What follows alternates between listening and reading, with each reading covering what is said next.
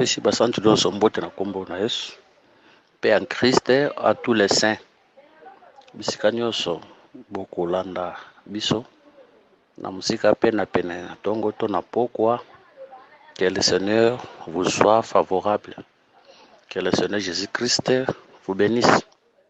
Tozokoba na litea na biso sur les 5 vêtements de Joseph. Tolobelaki troisième vêtement na facette moko. Lelo tokosimba troisième vêtement na facette mususu pe tokobakisa mbala moko quatrième vêtement. Prochainement tokoya kosimba cinquième vêtement. Nde je crois tokosala siko séance moko pona ko expliquer troisième vêtement, quatrième vêtement, cinquième vêtement par rapport au ministère. Mais lelo tozosimba na troisième vêtement na facette mususu, quatrième vêtement pe na facette mususu lokola na ministère te. Mais prochainement nde tokoyeba na kosimba yango na ba facette lokola ya ministère. Que le Seigneur Jésus-Christ a zala favorable na moko a pambola tango yo, lui le maître de temps et des circonstances. Tobondeli Seigneur Jésus topesio merci pour ce temps. Tombo maliko na tango lobela biso début à la fin au nom de Jésus. Amen. OK. Tozoko banakati ya idée na biso. Tokozwa passage de base na biso oyo tokotambola nango lelo. Eza na mukanda ya Genèse chapitre 41 verset 14. Genèse 41 verset 14, il est écrit: Pharaon fit appeler Joseph, on le fit sortir en hâte de prison. Il se rasa, changea de vêtements et se rendit vers Pharaon. Verset 15. Pharaon dit à Joseph: j'ai eu un songe, personne ne peut expliquer, et j'ai appris que tu expliques un songe après l'avoir entendu. Verset 16. Joseph répondit à Pharaon en disant: ce n'est pas moi, c'est Dieu qui donnera une réponse favorable à Pharaon. Que Dieu bénisse cette lecture avec sa explication. Que le Seigneur soit béni. Tolobi ki na prison azalaki na ba vêtements, mais tango azobima ako changer vêtements akokoma na vêtements mususu. Nde tango olimbola prendre bako kolata vêtements mususu. Donc tolibela na deux vêtements oyo prison na libanda ya prison. Mbaleleki tosimbaki prison comme le séjour des morts. Oyo Joseph après avoir justifié femme de Potiphar a kotikela lamba, femme de Potiphar a comme justifié Joseph azokende na prison. Joseph comme Christ, femme de Potiphar, c'est l'humanité où tout cela qui justifié na l'œuvre de la croix. Après l'œuvre wana Joseph azokende na prison. C'est ça Christ qui descend dans le séjour des morts. Donc prison, c'est ça le séjour des morts. Où Christ akendaki na séjour des morts. Que le Seigneur soit béni. Tango akendaki na séjour des morts, biso tondimaka akendaki koteya na séjour des morts. Je crois que c'est écriture moko, frère Pierre azoloba. Frère Pierre azoloba loko moko. Frère Pierre azoloba boye. 1 Pierre 4, 6, car l'évangile a été aussi annoncé aux morts, afin que, après avoir été jugés comme les hommes, quant à la chair, ils vivent selon Dieu, quant à l'esprit. Tout le monde dit que Christ a descendu dans le séjour des morts, il était parti prêcher. De totalisa qui les chansons azotalisa basanto babika, smoko liteya na séjour des morts. Panetier aotalisa pe ba oyo bakobika te. C'est pour dire que bo babika ki bazali, bo babika ki te bazali. Que le Seigneur nous bénisse. Lelo tozwa couleur mususu kotalisa ke ntango Joseph azoya azokota nde na kati ya prison, azokuta ba prisonnier na kati ya prison. Kobosana te ke Joseph azalaka nde soki oye na bénédiction prophétique azalaka 11e fils ya Jacob. C'est pour dire qu'il faut aussi le nombre 10 nde tokoya na 11e. Or le nombre 10 tozomona mobeko 11e, c'est ça la grâce, l'arrivée de Christ sur la terre, le fils bien-aimé du Père. Mais tant wakoya azoya wapi, azoya na prison, c'est pour dire que akoya kokuta ba prisonnier. Yango tozondima ke avant l'arrivée de Jésus sur la terre, l'humanité tout entière tozalaka ba prisonnier. Homme libre azalaka te. Dans l'humanité tout entière, avant l'arrivée de Christ, tozalaka ba prisonnier. Yango komona na mukanda Luc chapitre 4 verset 18, l'esprit du Seigneur est sur moi parce qu'il m'a oint pour annoncer une bonne nouvelle aux pauvres et il m'a envoyé pour guérir ceux qui ont le cœur brisé, pour proclamer aux captifs la délivrance et aux aveugles le recouvrement de la vie, pour envoyer livre les opprimés, pour publier une année de grâce du Seigneur. Aux captifs. C'est pour dire qu'avant l'arrivée de Jésus, l'humanité tout entière, tout qui bat prisonnier, tout qui bat captif, tout qui na se ya domination ya Satana, tout qui na se ya domination ya Koufa. N'oubliez pas qu'avant l'arrivée de Jésus sur la terre, l'humanité tout entière était tout un séjour de mort. Anazo séjour de mort tel ko la bateau côté ba kufaka bakendaka te naloba na sens wana te nazolo ba ke l'humanité tout entière tozala ki séjour de mort parce que Adam après avoir péché, Adam simana ko sumuka akotaki na kati ya kufa. Donc Adam akufaki na sima kosumuka nde sikoyo kokufa wana ekomemaliwa na l'humanité tout entière pour le but eza na nzela mutu moko nde kufa ekotaki. Donc tobanda kotambola na biso mais tozalaka bata kokufa. D'ailleurs frère pour azotalisa yango na 1 Timothée 5:6, mais celui qui vit dans le plaisir est morte quoique vivante. C'est pour dire que l'humanité tout entière c'était tout un séjour de mort. Biso tout tozalaka ya kokufa, mutozalaka na vie azalaka te. Maintenant Christ tango azoya na kokota kobota ma Christ na mabele ezalaki pe Christ azokota na kati ya séjour de mort pour nous donner la vie. Que le Seigneur bénisse. C'est pour dire que ceux qui ont mis l'humanité avant de l'arrivée de Jésus comme le séjour de mort, c'est pour dire que biso tout cela qui est esclave ya mort, c'est la mort qui régnait. C'est la mort qui régnait sur nous. Yenda konza ki likolo na biso. Que le Seigneur bénisse. Tozondima ke tozalaki na se ya bokambami ya kufa, tozalaki na se ya bokambami ya Satana, tozalaki na se ya bokambami ya lisumu. On était aussi des esclaves du péché. C'est là qu'il est écrit, c'est lui qui se livre au péché est esclave du péché. Moni de Joseph azokota na prison, c'est ça Christ oza na molimo na nzambe likolo na ye oyo azoya na kati ya humanité pour faire un service. Mais vous remarquez, Joseph akolimbola de ndoto bandoto Joseph azolimbola toyebi ke basonge oyo nyonso mibale elobelaka kaka si Christ ye moko. Tous ces deux songes elobelaka si Christ ye moko. Po tozomona panetier pe tozomona échanson. Tant tozomona panetier tozomona lipa, tant tozomona échanson tozomona vigno. Biloko mibale elobelaka Christ ye moko. Po komona mokolo azosala repas ya suka avant sa mort, abimaka panetier, abimaka échanson, abi alaxi lipa, abi c'est mon corps, après si vino, abi c'est mon sang. Quand on voit son corps, on voit le pain, là c'est le blé, c'est le panetier. Quand on voit le sang, on voit le vin, ça c'est les chansons. Mais Christ okomona échanson akotika la kokufate vigno, panetier nda kokufa. C'est pour dire que comme panetier c'est ça le corps, ou c'est kokufa ne kulusu, le corps la vigneron c'est ça le vin, l'esprit qui ne meurt point, qui devait rester éternellement.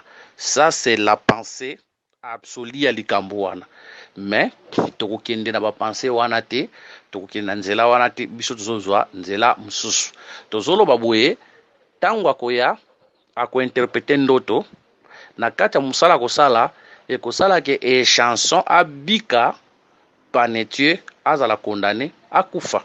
Donc c'est pour dire que maloba ya Joseph, les mêmes paroles de Joseph, ils ont pesa sali et pas les chansons, ils ont même ma condamnation et pas ya Panetier. Attention, on aspect à Christ était.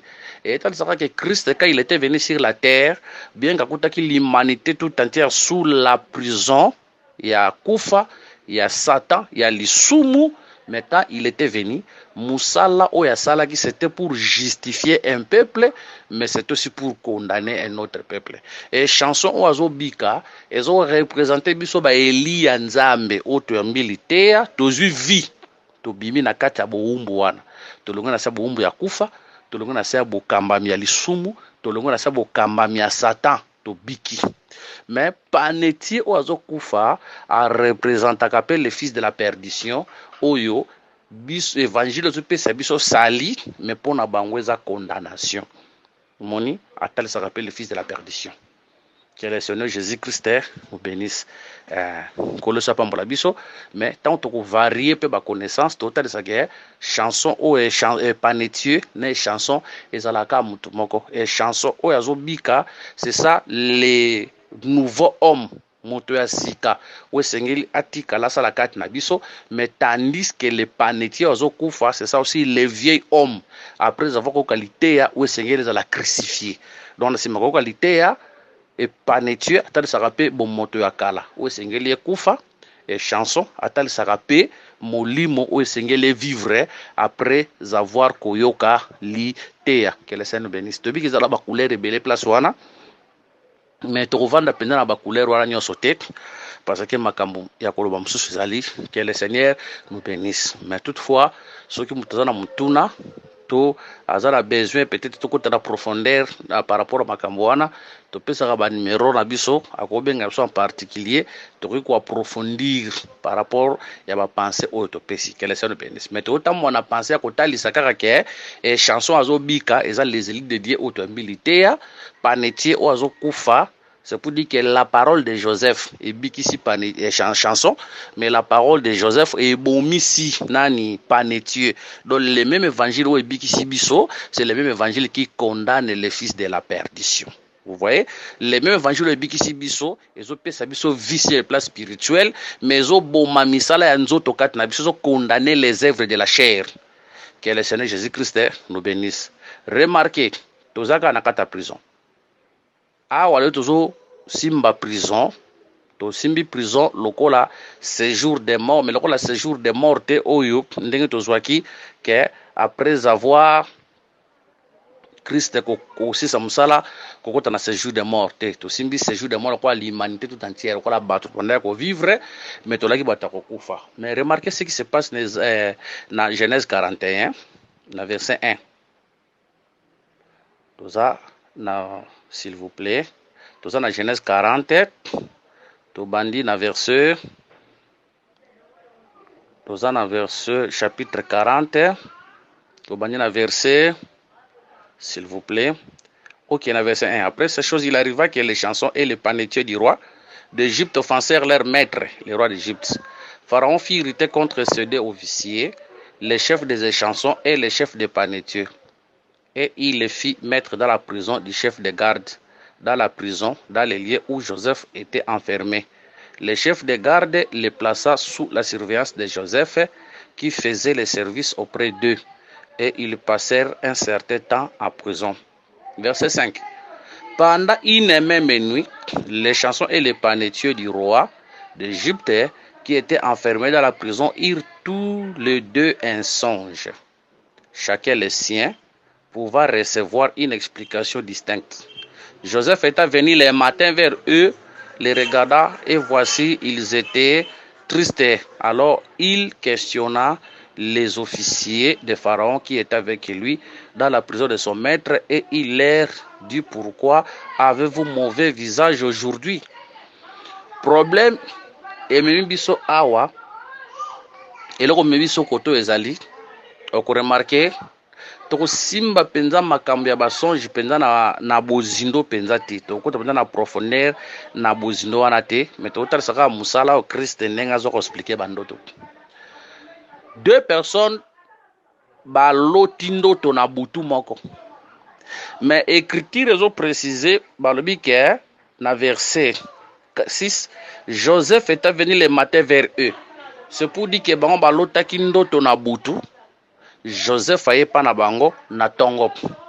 Une façon de dire que tangu bango bazozwa ndoto na butu Joseph azalaki te, mais bango bazwi ndoto na butu baza pe na explication ndoto wana te, mais na tongo nde tangu Joseph aye ye nde siko azoya akuti bango bilongi ya mabe, baza bilongi ya mabe baza triste. Pourquoi baza triste? Parce que baza na ndoto mais muta kopesa bango explication azate. C'est pour dire que esika o explication ndoto ezate elongi ezalaka na tristesse. Yango zomona Jean na île de Patmos, aussi le temps que les livres étaient encore fermés, Jean pleurait. Une façon de dire elongi ya Jean ezalaki na sengote azalaki na tristesse. Pourquoi? Parce que les livres étaient fermés. Tondimaka ke les livres étaient fermés, c'était dans l'ancienne alliance mobimba. Butu oyo bango bazomona ndoto sans explication, c'est ça le temps de la loi. Poko bosana te epa na biso bato mukolo ebandaka na tongo esukaka na pokwa, mais pas nzambe mukolo ebandaka na pokwa esukaka na tongo. Soko kotala na Genèse chapitre 1 quand Dieu créé, la Bible me dira ainsi: il y a un soir et un matin, c'est fit le premier jour. C'est pour dire que pas nzambe mukolo ebandaka na pokwa esukaka na tongo. Or quand on voit le soir, on voit la nuit. Quand on voit le matin, on voit le jour. Or, le soir, c'est ça la nuit, c'est le temps de la loi. Pourquoi nous sommes la Bible, c'est la katangwangolute. Genèse 1, verset 1, kititi na 3, 5. Pourquoi bazolo belawana, c'est ça le temps de la loi. Tongo ezo yawana, c'est ça le temps de la grâce. C'est pour dire que quand on voit le soir, on voit la nuit. N'oubliez pas, pendant la nuit, tout le monde a une ligne mutakonzaka na butu avec les étoiles. Ligne d'azalaka azalaka liminaire munene na butu, ba étoile ba liminaire mukie. Or ligne lokola liminaire ya munene na butu, c'est le prophète Moïse. Les étoiles lokola ba liminaire mukie représentent les prophètes qui avaient travaillé ensemble avec le prophète Moïse pour éclairer la terre qui est le peuple de Dieu. Mais lumière na bango ba pesaki ezalaki ya makasité et kokaki ko éclairer peuple te. Il fallait qu'il le matin eya, que le Seigneur nous bénisse. Il fallait qu'il le matin eya. Or le matin tango ezoya, c'est ça l'arrivée du Seigneur, c'est ça le soleil ndazo tombwama, c'est ça l'arrivée du Seigneur, le véritable Joseph. Mobeko moko lobaki soki bokangi mutu na butu bokoki oboma ye, soki moyibi bokangi na butu bokoki oboma ye, mais soki moyi etelemi bokoboma mutu ante poso mieux bokozala coupable. C'est que la nuit c'était le temps de la mort, c'est ça le temps de la loi où le sang coulait. Mais quand le matin zoya soleil zotelema, c'est pour dire que le soleil c'est une ville de refuge. Autant que telemi liwe kozala lisusu te, makile kosopana lisusu te. Donc le Seigneur était venu pour arrêter le sang, pour arrêter la mort. Gloire soit rendue au Seigneur Jésus-Christ. Tozongi pona otalisa ke tomoni batu bazwi ndoto, mais nakata ndoto na bango bazwi elongi na bango ezalaki na esengo te. Ezalaki na esengo te. Pourquoi? Parce que muta kopesa bango explication ya ndoto azalaki te. Que le Seigneur Jésus-Christ nous bénisse. Or ndoto, selon Job chapitre 33 verset 14 à 15, Dieu parle cependant tantôt d'une manière, tantôt d'une autre. Et l'on n'y prend point garde. Il parle par des songes, par des visions nocturnes, quand les hommes sont livrés à un profond sommeil, quand ils sont endormis sur leur couche. Que le Seigneur nous bénisse. Verset 14 le dit, Dieu parle tantôt d'une manière, tantôt d'une autre. Attention, babi nzambe alobaka na lolenge oyo, alobaka pe na lolenge oyo. Alobaka tamusalobi na lolenge oyo, soit alobi na lolenge oyo. Attention écriture. Tu peux expliquer on a ba facette belé ton di makapo explication na hotel ça makape boye. Dieu parle tantôt d'une manière, c'est ça Dieu qui parle par la loi. C'est pour dire que la loi c'était le parler de Dieu. Il parle tantôt d'une autre. Attention, na ombre. C'est pour dire que parler tantôt d'une manière, c'est parler tant nzamba zoloba na mobeko. Parler tantôt d'une autre, ezata nzamba zoloba na nzela basakoli. Ozomona na mobeko ezaka parler nzambe, basakoli pe bazalaka parler nzambe, mais lobeli ya basakoli ke sana kina mobeko. Ndeko mswa kutuna nga bongo loyembo psomo chango wapi tondimaka ke psomo ezaka pe na kata basakoli parce que remarquer basakoli pe mde bayembaka ba Moïse ba David, c'était des prophètes qui avaient chanté wanaza elobeli ya liboso ne lobeli ya mibale sotobi que Dieu parle tantôt d'une manière tantôt d'une autre à liboso tel ça que elobeli ya Nzambe na ancienne alliance. D'une autre manière de parler de Dieu est tel saka elobeli ya Nzambe na nouvelle alliance. Que le Seigneur nous bénisse. Ok. Mais Bible continue pour na kotali sa susu ke il parle par des songes et loko mebiso awa to bi ke il parle par des songes. Par là nous comprenons que ndoto ezalaka nde elobeli ya Nzambe. Ndoto ezalaka elobeli ya Nzambe. Tokoki ko négliger ba ndoto te. Ndoto za langage ya Nzambe. Mais attention, les songes étaient langage parabolique de Dieu. Les songes étaient langage énigmatique de Dieu qui nécessitait une explication.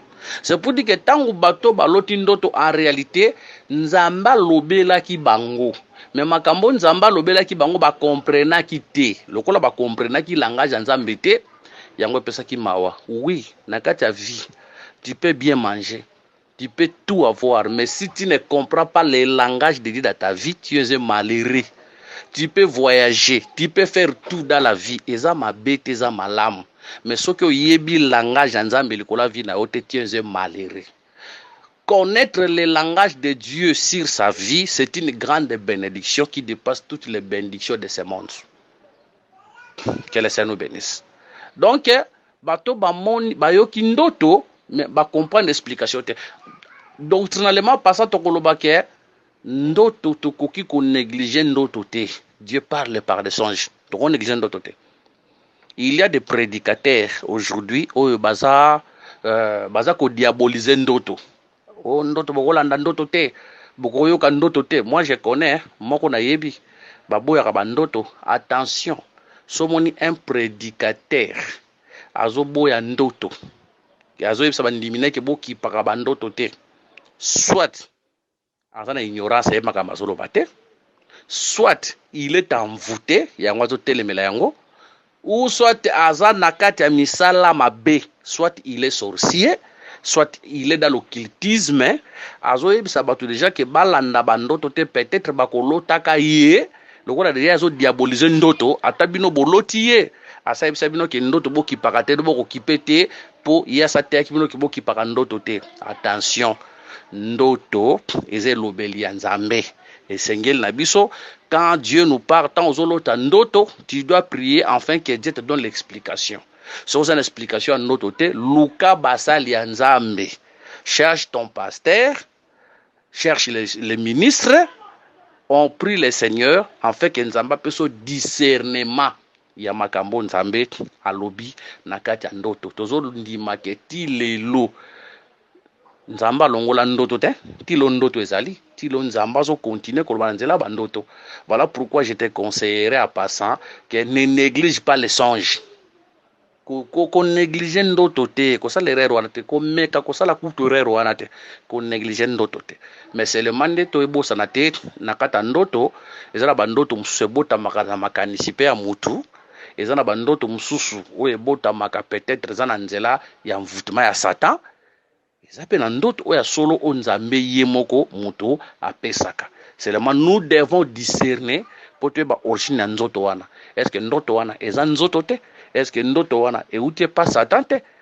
Est-ce que ndoto wana eza ya Nzambe? So que eza ndoto eutie pas Nzambe, donc il faut toujours prier. Voilà pourquoi un enfant de Dieu doit marcher dans la vie de la crainte de Dieu, doit marcher dans la vie de la sanctification, Vous voyez, autant mon avis à crainte en Zambé, via sanctification. Les autres bandos vendent qui série, bando banda qui série banda 16h ti, banda série banda 7h, 8h, 9h, 10h, 11h ti, era kilte koki baninga bakeko tu kilte yo kete yuzaka na série. Ou vendez les séries 22h, 0h, ok kolala. D'autant que là la mutu na yotondika série na série, série na série, série na série. Attention.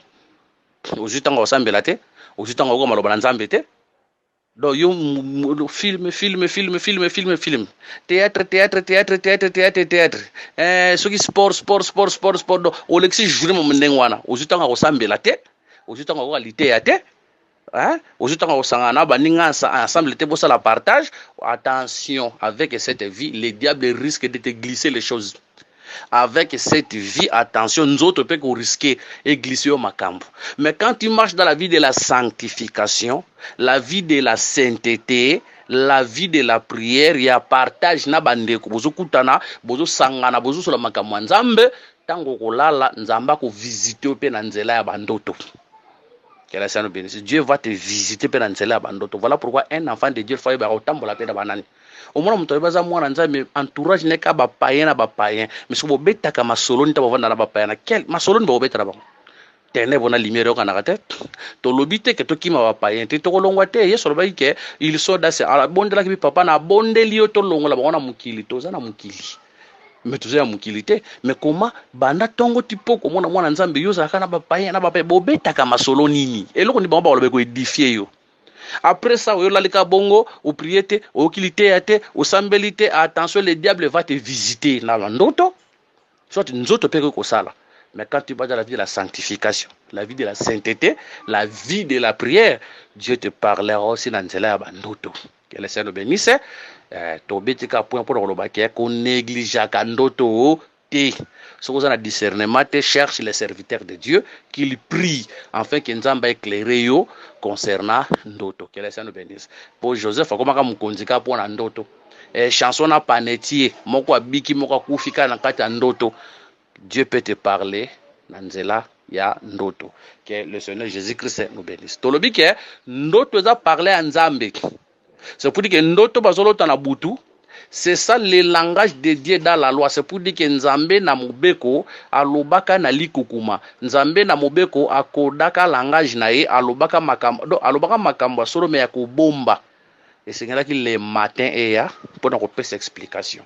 Le matin c'est le temps de la grâce où le véritable Joseph est venu pour nous expliquer les mystères où ezalaki na butu. Que le Seigneur nous bénisse. Et on te dit que l'église ministre azate ti lelo bazana butu parce que capacité interprétation écriture et pesami pas ministre nous sommes là église au ministre azate bazana butu pour ministre n'est pas là pour expliquer les écritures afin que lumière et pesami la batu elongia batu elongona mawa elongia batu elata esengo yango moni Jean zolela il a pas de monstre parce que les livres étaient fermés. Et belé le milimu ya bato ebele za kolela sur le plan physique baza bien bazo lia bazo lata mais sur l'air spirituel milimu ezo gemir eza ne sengote boye na kati église on vous donne la lettre noire sur blanc non expliquée ba on peut savoir la lettre non noire sur blanc non expliquée. Attention, ça c'était danger. Que le Seigneur nous bénisse.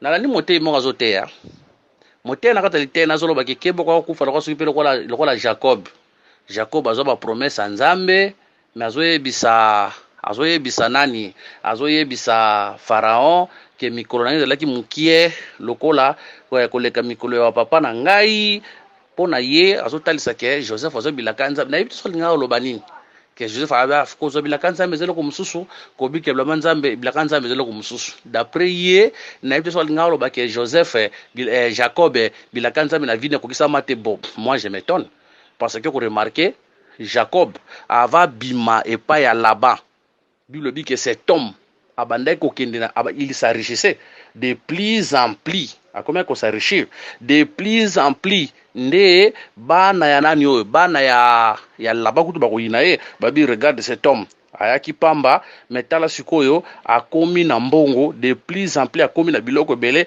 koleka biso. C'est pour dire qu'il était riche. Quel est le bénéfice? Il était riche. Mais ceux qui tokopesa écriture wana bato bakoboya écriture wana, mais yo keloko oyo Jacob azoba na Genèse 49 azoba na Genèse 49 verset 26. Les bénédictions de ton père s'élèvent au-dessus des bénédictions de mes pères. Azoyebisa Joseph. Les bénédictions de ton père, quel père? Jacob. S'élèvent au-dessus des bénédictions de mes pères. Papa onan Abraham na Isaac. C'est pour dire que la bénédiction de Jacob était supérieure à la bénédiction d'Abraham na Isaac. Bon, na habité bande kongo ba matin musu bate aka ate on a TV, les gens sont contents en tout cas à base des écritures toza contenté na makambo ndeko wana lobaki. Mais toyebi seulement le Seigneur nous avait promis les centuples, mais tozo les centuples avec les persécutions oyo koyeba na kolandaka biso. C'est pour dire que tozui musala persécution kozala to bali, persécution kozala to boti, persécution kozala tozui voyage, persécution pe kozala. Eza promesse ou eza lié na makambo wana. Que le Seigneur nous bénisse. Tolobi que église nyonso o ministre azate baza na butu, bana tongote. Le matin, c'est le temps de l'explication. Est-ce qu'on ndimbola epesami explication epesami ndesika tongo ezali. Mais sika oyo ndimbole ezali la lettre noire sur blanc epesami ka bongo. Ka ye même moté na landa ye mukomsoso te ya abi Saint d'Abraham. Saint d'Abraham ezaka ndako moko boye Abraham atonga na likolo na lola. Abundi la saki mobola awa na se yango kende ko kusala musala tina ndako ya Abraham kuna na likolo. Abraham atonga ndako mona likolo. Mes frères et sœurs, Saint d'Abraham na eza Abraham a Mésopotamie te tant lobaka le Saint d'Abraham na eza Abraham a Mésopotamie ote ezaka nzambe yemoko. Paul Lazaro azongaka na Saint d'Abraham wana, c'est ça Christ azo retourner au sein du Père. Eza Abraham a Mésopotamie te. Eza Abraham a Mésopotamie te. Ozomona wana tindenga zote ya bongo Jean Zolela. Que le Seigneur nous bénisse. Voilà pourquoi va d'aller prier quelque part. Prends aussi le temps de prier que Dieu puisse t'orienter. Quand on est en église, tu peux pas un instrument. Quand on est en église, tu peux pas une chaîne à télévision. Quand on est en église, tu peux pas passer à voyager à Mingi. Quand on est en église, tu peux pas un tout caractère. Avant d'aller prier dans une assemblée, prends le temps que Dieu puisse t'orienter. Okende bikendela ke la te prend le temps que Dieu puisse t'orienter. Pour ceux qui restent oyo ndoto beta maka sans explication, là tu auras des problèmes. Que le Seigneur nous bénisse. Quatrième vêtement, vous remarquez tant Joseph azobi manandoto na prison, il fallait qu'il a expliqué ndoto, mais pour expliquer à sala musala nda kwa ya Pharaon, a kosala na bongote il faut alongola bilamba prison. Soka longoli bilamba prison bako pese bilamba mususu alati. Non seulement bako pese bilamba mais il faut ba KTP suki bako coller suki pour interpréter. Que le Seigneur bénisse. Attention, on a quatrième vêtement, landa bien na quatrième vêtement to zongeli prison na aspect à liboso. Landa bien awa tozo a prison comme le séjour des morts, là où Christ était parti. Ozomona nazongi pendant l'aspect liboso il y a prison comme séjour des morts. Moi ça Potiphar c'est ça l'humanité et lamba a pesi moi ça Potiphar c'est Christ qui nous a justifié à la croix à côté na kati ya na prison tango akota na kati ya prison c'est le séjour des morts tango aussi le samusala wana pendant 3 jours il faut abima. Ce que tango azobima c'est ça la résurrection mais tango azo ressusciter c'est ça la sortie de Joseph na prison il faut tika bilamba ya prison na prison ala tablement mususu. Tolobi ke bilamba zo tika na prison c'est ça le corps charnel que Christ a tika na séjour des morts. Tango azobima na bilamba mususu c'est ça le corps glorieux. La raison même pour laquelle on remarque que tango bakende kotala iba omona bilamba ba linge ba zika ke na nzoto tika liwana mais abimi na bilamba ni bakomoni na bilamba mususu. Donc bilamba o azalaki na mona prison etikali mais tant bazo mona ye comme jardinier ba mona nité ba mona na bilamba et loko on etali saka ke lo ba peke atiki o ezalaki corps charnel alati corps glorieux. Selon Job chapitre 10 verset 9 à 11 kuna bilamba elobelaka likolo ya nzoto. Vous voyez soto kotanga yango Job chapitre 10 La Bible nous dit ceci, Job chapitre 10, et comment verset 9. Souviens-toi que tu m'as façonné comme de l'argile. Voudrais-tu de nouveau me réduire en poussière? Ne m'as-tu pas coulé comme du lait? Ne m'as-tu pas cueilli comme du fromage? Tu m'as revêtu de peau et de chair. Tu m'as tissé d'os et de nerfs. Awanzoto, ça représenté le vêtement. C'est pour dire que quand Joseph quitte la prison, à Tiki Bilama prison, à la Tibilama Musulibanda, c'est ça Christ qui abandonne la chair pour akende kola tanzoto eza ya molimo. Que le Seigneur nous bénisse. C'est ça, le changement de vêtements, c'est ça le changement de corps. À Tiki Nzoto Bomoto, à la Tinzoto molimo. Que le Seigneur Jésus-Christ nous bénisse. Yango ko remarquer, il faut pas raser suki. Kobosa na te suki pe lo belaka sur la vie. Na le Bible pourquoi écriture moko zo biso le biké suki moko te ya mutu na bino ekoki na kokoya soki nzambe apesi yango nzela te soki nzambe apesi nzela te. C'est pour dire que ntango azolobela bongo suki kokoya, c'est pour dire que mutu akoki kokufa te soki nzambe apesi nzela te, parce que la chevelure parle aussi d'un peuple, parle aussi de la vie. Kokata chevelure ezotazaka Christ pe azoki fa abandonner vie ya mokili afin que ayebana kozwa vie mususu, la vie spirituelle, atika la vie charnelle azwa la vie spirituelle. Que le Seigneur Jésus-Christ nous bénisse. Yango ko remarquer, souverain sacrificateur pour intercéder et Seigneur la tabilambat. Arata bilamba. Bilamba ko lata nde ko pese aksa kota na kati ya tabernacle pour aller intercéder. Mais tango ko silisa intercession, il faut alongo la bilamba wana abima. Souverain sacrificateur ezana type à Christ. Kokota ko intercéder, c'est ça le travail, le service. C'est pour dire que Christ venait sur la terre, il fallait un vêtement pour aller faire le travail. Vêtement, c'est ça le corps de Jésus. Mais après avoir terminé le travail, il faut longo la vêtement wana azonga ndenga zalaki molimo. Que le Seigneur nous bénisse. Je prends encore un autre exemple. Matthieu 13. Christ aki na kati ya ndako. Mais il faut bima na kati ya ndako.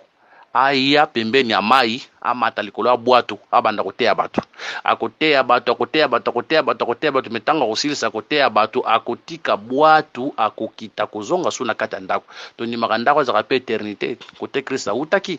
Mais après avoir kolongo éternité aye na pembeni ya mai. Hein? Les eaux qui étaient vues, Matthieu, Apocalypse 17-15, ce sont les hommes, les foules et les langues. Mais pour y pembe na biso, il faut aya na boato. C'est ça, Zabilon, ou ya kovanda pembe ni abamai. Faut aya na boato. Boato zo mataona, c'est ça les corps, c'est ça les vêtements. Ou nzamba la taki pour aya pembe na biso bato. Yango ko remarquer tango za na kata boato koloba parabole. Parabole, c'est ça les 3 ans de ministère de Jésus qui parlait à parabole. Mais tant qu'on silisa koloba na parabole, akokita na boîte azongi na kata ndako. Kokita na kata boîte, c'est ça Christ qui abandonne le corps. Kozonga na kata ndako, attention, la maison cette fois c'est l'église, mais attention tant wazoya kuna akoya susu na nzoto ya bomotote, il vient avec un corps spirituel parce que c'est dans la maison qu'il va expliquer les songes. Ou les paraboles. Pour la libanda batika la na lettre sans expliquer, mais na kata ndak bazalaka na parabole n'explication. Libanda wana ou bazalaka na parabole, ils rappellent la maison d'Israël ou bazalaka na lettre sans expliquer ba explication te. Et tel ça rappelle les fausses églises ou benga mamatuluku ou baza seulement na lettre sans explication, mais la maison c'est ça l'église là où il y a la lettre, là où il y a aussi l'explication. Mais notre problème, ezaka ke barke wana za nzoto c'est le vêtements ou nzamba lataki pour faire un travail.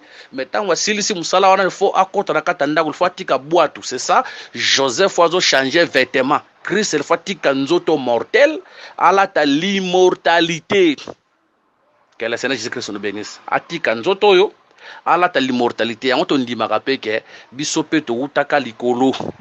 To yaka na mabele to lati nzoto yo. Mais un jour to kotika ka nzoto yo poto lataka nzoto ya kembo wana tango tokosilisa musana se ya mabele tokotika nzoto oyo tokolata nzoto ya kembo. Voilà pourquoi Dieu avait dit à Israël tango Israël na kata désert azobisa Israël boye mboko nazomema bino eza mboka oyo bokovanda na bandako oyo bino botongi te. Attention, bokovanda na bandako bino botongi te. Attention, c'est pour dire qu'il y avait des maisons mais bango batongi te bango bakovanda. C'est pour dire que bandako bovanda na désert ya bandako bino botongi, mais bandako bovanda na mboko bozo kende eza bandako botongi te. Ah, tolobi ke bandako tokovanda nango na kana, c'est ça le corps glorieux, corps oyo mama bota na maternité te, mais bandako banda ovanda nango batante wana kobosa nteke tante ezalaka nzoto ti. Dès Corinthiens chapitre 5 verset 1 ezokita ezalaka nzoto, mais attention eza banzoto bato batongi kotonga wana eza nzoto mama boti ntango bake kobota na hôpital wana nzoto na mama moto aboti yango ti eza banzoto oyo bamama na biso moto babotaki biso na banzoto wana. Mais attention kote tozokendaka peut ava kosisa mosala tokovanda na bandako bato batonga te, cela veut dire nzoto moto abota te, nzambe nde moto asala yango. C'est ça le corps glorieux. Que le Seigneur Jésus-Christ nous bénisse. Donc Joseph fatika bilamba ya prison azwa bilamba mususu, ntango azwa bilamba mususu nde akende kosala mosala epai ya Pharaon po akende koexplike ndoto ya Pharaon. Tokoya na aspect wana sima. Que le Seigneur nous bénisse. Pona biso lelo tokoloba boye Pharaon oyo aza image ya nzambe ye moko. Pharaon aza image ya nzambe ye moko. Attention na kata Bible nzamba kamataka pe ba païen baza pe ba image na ye. Ezala kola Cyrus oyo azalaki roi oyo mopagano, azalaki mobali ya Esther. Okoloba te ke po roi wana azalaki païen, azalaki mobali ya Esther. Siko soki tobimisi de Esther église, siko roi wana azalaki païen tokoloba nini? Aza diable po aza païen. Siko diable abala église? Impossible. Soki Esther azobima église, roi païen wana oyo abalaka Esther ye pa azobima nzambe, parce que Esther aza image église, c'est roi païen azobima image ya nzambe. D'ailleurs okomona kati ya Bible nzamba kobenga Cyrus son serviteur, akobenge wen na ye mosali na ye, parce que Cyrus wana moto akokoma mikanda enfin que Israël abima na bowumbu azonga kende korebâtir temple ya nzambe. Or Cyrus wana lokola roi, c'est le Christ. Mikanda zo komana pour ma liberté, c'est ça la prédication de l'évangile. Oui, mais biso liberté et franchir biso na lisumu na sa domination satana et franchir biso na mort spirituelle et puis biso makoki ya kozonga na kana, ya kozonga na Eden, na kozonga na makoki na bokonza nzambe. Pharaon oyo aza awa image ya diable te, Pharaon aza image ya nzambe, ya Dieu le Père, parce que c'est lui qui va élever Joseph. Yene mutakotombola Joseph. Mutakoloba nanga te que Joseph aza image ya Christ. Mutakoloba nanga te que Joseph aza image ya Christ. Pharaon comme image ya Satan. Oh, siko tokoloba ndenge ni Satan mutatombola ki Christ. Non, frère Paul alobi, c'est pour cela Dieu l'a souverainement élevé. Il lui a donné le nom qui est élevé au-dessus de tous les noms. Maintenant, ombre, mutazo jouer rôle wana c'était Pharaon. C'est pour dire que Pharaon aza image ya père, aza image ya Nzambe. Que le Seigneur nous bénisse. Ce qui tomisi Joseph lokola Christ, Joseph azalaka image ya Christ te, aza pe image ya ministre, aza pe image ya musali ya Nzambe, aza pe image ya mwana Nzambe. Oyo avant alimbola ndoto, cela veut dire avant akoma na service ya Nzambe, il faut abanda premièrement ko changer vêtement pe ko kata suki. Ko changer vêtement linkoloba c'est l'abandon du vieil homme. Atozwa vêtement ya prison comme les vieux hommes ou muto singeli abandonné. Vêtements muto changer wana, c'est ça la nouvelle naissance, le renoncement aux œuvres mortes. De Corinthiens chapitre 5 verset 17, si quelqu'un est à Christ, il est devenu une nouvelle créature, les choses anciennes sont passées, voici toutes choses sont devenues nouvelles. C'est pour dire que premièrement mutu fa banana ko renoncer na bomoto ya kala, mutu fa tikana misala ya kala, ala tabilamba ya sika nde ya kosalela Nzambe. Mais soki mutu alongo na bilamba ya kala te, azaka na bilamba ya kala, Nzambe basalaki na bilamba ya kala te, Nzambe basalaki na bilamba ya sika. Cela veut dire bomoto ya sika, il faut qu'on abandonne bomoto ya kala, kolata bomoto ya sika, c'est alors tu vas servir Dieu. Comment on peut servir Dieu avec une vie de l'hypocrisie? Comment on peut servir Dieu avec la vie des mensonges? Comment on peut servir Dieu na ba vie ya banganga? Comment on peut servir Dieu avec une mauvaise vie? Nous devons premièrement abandonner la mauvaise vie. Cela veut dire que longola bilamba ya kala, tolata bilamba ya sika. Ekosuka pe bongo te, faut bakata esuki. Kokata suki, n'oubliez pas, la Bible dit que la chevelure est la gloire. La chevelure, c'est pour dire que la chevelure c'est la gloire. Kokata suki, cela veut dire et Sengeli, muto se débarrasser de la gloire na ye. moni mutaboya kembo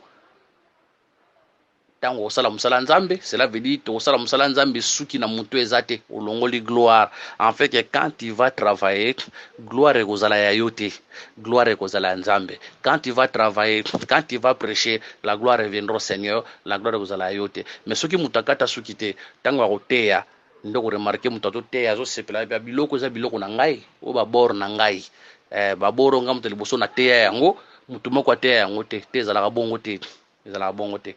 Biloko to teyaka ezalaka ya mutu te, ezalaka ya nzambe. Kele seno bénisse donc mutako beta tolo te ke ngam te liboso ndela taki biloko non, ça c'est incivilité Dieu.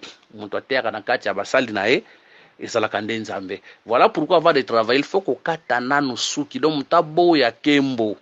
Ozomona Paul na Barabas bakataka basuki te yango tango bakosala nzambe a utiliser bango ba miracle salami bakobenga bango ba Jupiter bakopasola bilamba pour dire que biso banani baboyi kembo baboyi suki ezalaka ya nzambe.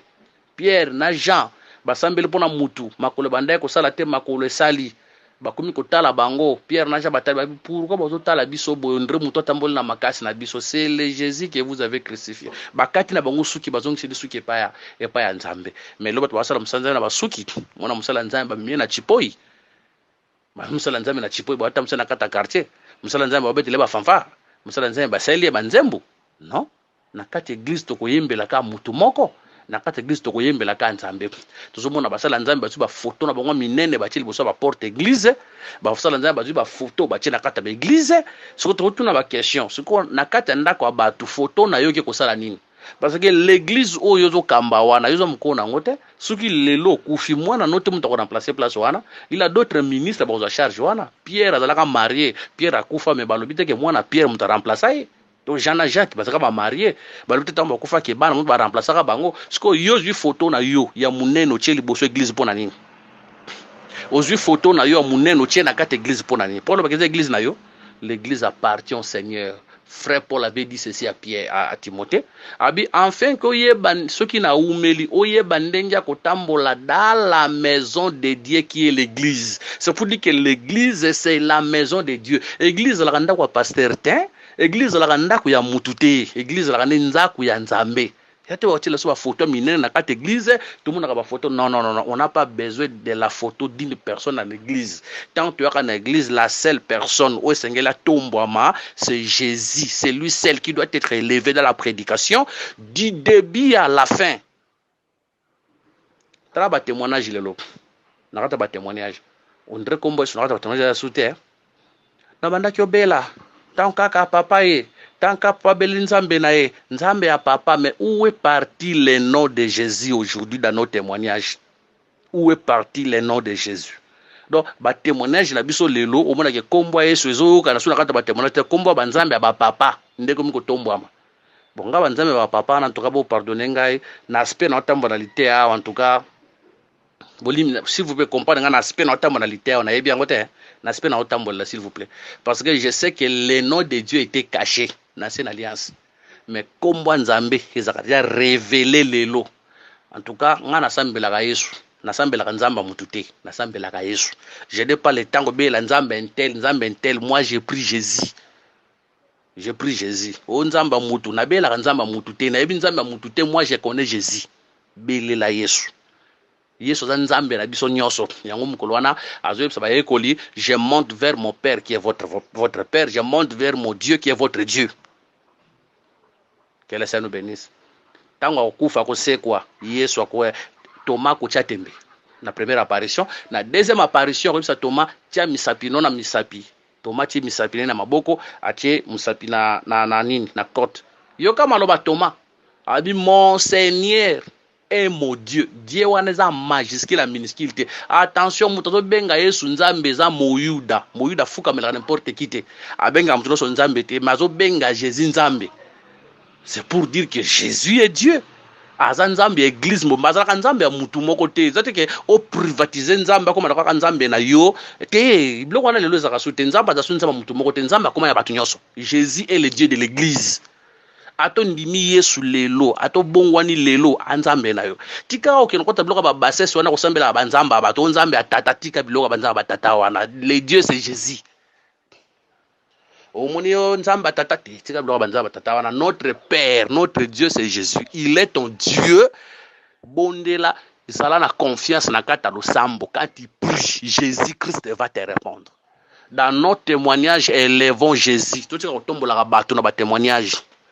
Tout ce qu'on tombe là, élevons Jésus. Dans nos chansons, élevons Jésus. Musala nzambe nyonso wani maka gloire nzambe ba yembela ye veut dire atana suki akata suki te.